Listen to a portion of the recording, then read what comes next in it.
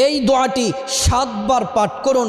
দয়াময় আল্লাহ রাব্বুল আলামিন 70টি বড় বড় বিপদ থেকে আল্লাহ তাআলা আপনাদেরকে হেফাজত করবেন।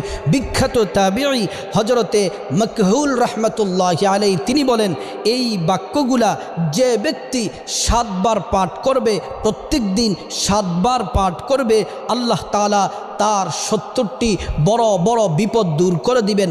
এর মধ্য থেকে সবচেয়ে ছোট যেই বিপদ, সবচেয়ে হালকা যেই বিপদ, সেটা হচ্ছে তার পরিবার থেকে অভাব দূর করে দিবেন, অনটন দূর করে দিবেন, টেনশন দূর করে দিবেন, পেরেশানি দূর করে দিবেন, দুশ্চিন্তা দূর করে দিবেন।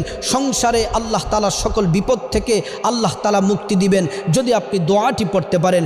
দোয়াটি হলো লা হাওলা ওয়ালা কুওয়াতা ইল্লা বিল্লাহি ওয়ালা মালজা মিনাল্লাহি ইল্লা ইলাইহি। প্রিয় দিনী ভাই ও বোন, কষ্ট করে দৈনিক এই দোয়াটি 7 বার করে